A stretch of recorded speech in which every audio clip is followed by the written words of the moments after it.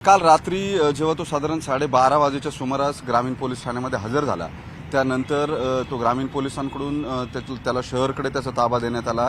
फलटण शहर पोलिसांनी त्याला साधारण 1 वाजेच्या सुमारास वैद्यकीय चाचणीसाठी नेला आणि जवळपास पहाटे 4 वाजेच्या सुमारास त्याला परत आणण्यात आलं। या सगळ्या प्रक्रियेमध्ये जेव्हा पोलिसांनी चौकशी सुरू केली या संबंधित आरोपीची, तेव्हा या सगळ्या चौकशीमध्ये काही गोष्टी त्यांना अधिकाऱ्यांसमोर सांगितल्या। तो रडला काही अधिकाऱ्यांसमोर या सगळ्या चौकशीच्या दरम्यान, आणि या वरिष्ठ अधिकाऱ्यांच्या समोर त्यानं मी कुठलाही बलात्कार केलेला नाही असं स्पष्ट केलं। मात्र संबंधित डॉक्टरबरोबर त्याचे काही संबंध होते का किंवा दोघांच्याही संमतीनं काही लैंगिक संबंध ठेवण्यात आलेले होते का, याबाबत त्याला जेव्हा विचारपूस करण्यात आली त्याबाबत तो काहीही बोललेला नाही। या सगळ्या परिस्थितीमध्ये पोलिसांसमोर जे मूळ आव्हान असणार आहे ते म्हणजे बलात्काराच्या तपासाचं। हा बलात्काराचा तपास कसा करायचा यावर पोलिसांमध्ये पोलीस वरिष्ठ अधिकाऱ्यांमध्ये मोठा खल सुरू आहे।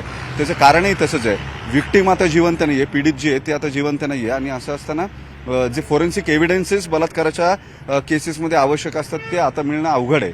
त्यामुळे हा आरोपी PSI बदने जो आहे तो नेमकं काय सांगतो त्यावरती ही सगळी पुराव्यांची मालिका जी आहे बलात्काराच्या संदर्भातली ती उभी राहू शकेल।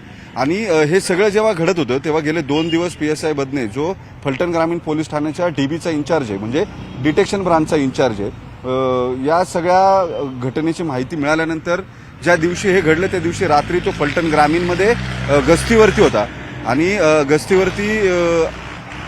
गस्तीची सगळी ड्युटी संपून जेव्हा तो सकाळी आला त्यानंतर घरी गेल्यावरती त्याला या सगळ्या गोष्टींची माहिती मिळाली। तो तिथून फरार झाला फोन बंद करून।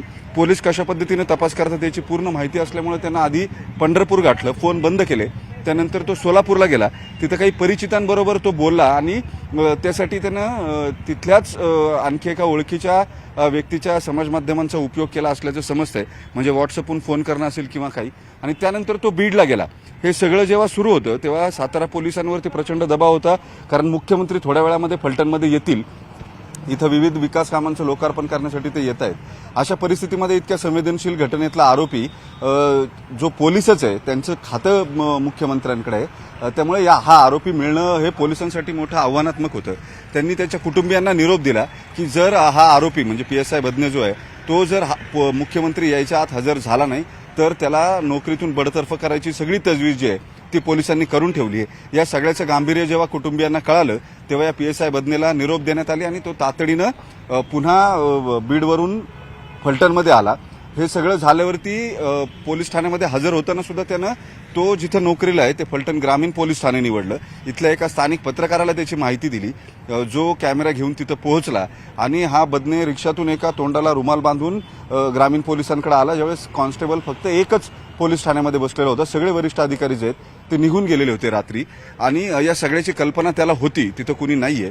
त्यामुळे हे जवळपास स्पष्ट आहे की तो जिथं नोकरी करतो त्या ग्रामीण पोलिसांमधले काही पोलीस सुद्धा त्याला माहिती देत होते नेमकं काय सुरू आहे, किंवा त्यांच्या मार्फतीनं कदाचित पोलिसांचं कम्युनिकेशन जे आहे ते त्याच्याबरोबर सुरू होतं, त्याला निरोप देणं सुरू होतं। त्यामुळे या सगळ्यामध्ये तो ग्रामीण पोलिसांकडे हजर झाला, ज्याऐवजी तिथं 50 मीटरवर शहर पोलीस ठाणे जिथं गुन्हा दाखल आहे तिथं हजर व्हायला हवं, ही सगळी प्रक्रिया त्याला माहिती आहे, कारण तो पोलीस आहे। असं असताना सुद्धा तो ग्रामीण पोलिसांकडे हजर झाला। मग संबंधित पत्रकारानं SP ला माहिती दिली, SP नी त्याला घेऊन शहर पोलिसांकडे जायला लावलं, आणि शहर पोलिसांकडे नेल्यानंतर त्याला तिथं अटक दाखवण्यात आली। रात्री 1 वाजता त्याला वैद्यकीय चाचणीला नेण्यात आलं।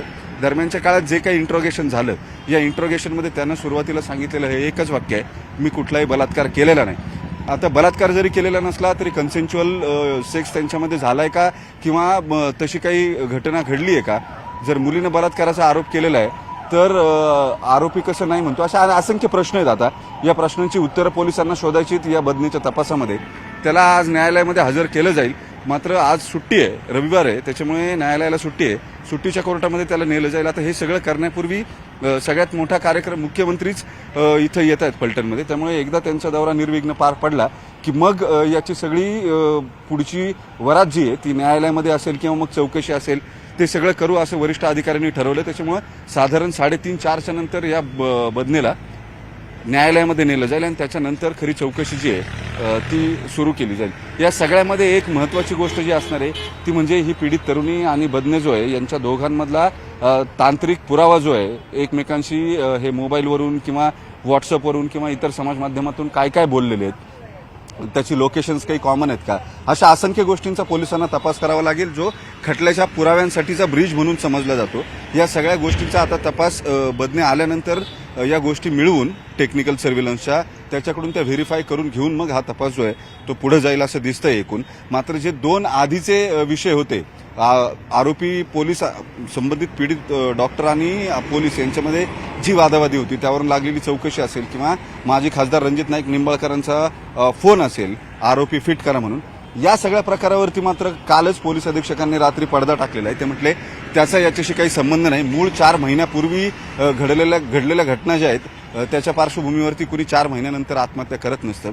आणि मूळ सुसाईड नोट ज्याला डाईंग डिक्लेरेशन असं सुप्रीम कोर्टानं म्हटलेलं आहे, म्हणजे तो अंतिम पुरावा ग्राह्य धरला जातो. आत्महत्या करणाऱ्या व्यक्तीने जर एखादी गोष्ट लिहून ठेवली तर, आणि मग त्याला चॅलेंज नसतं, ते डाईंग डिक्लेरेशन आहे, त्याच्यामुळे तो जे सांगतोय ते सत्य सांगतोय हेच गृहीत धरलं जाईल असं सुप्रीम कोर्टानं अनेक खटल्यांमध्ये सांगितल्यानंतर तोच पुरावा आम्ही गृहीत धरलेला आहे. आणि त्याच्यानुसार जे तिनं म्हटलेलं आहे त्यानुसार सगळी कारवाई, तपास, चार्जशीट आणि पुढची न्यायालयीन प्रक्रिया केली जाईल असंही अधीक्षकांनी सांगितलं.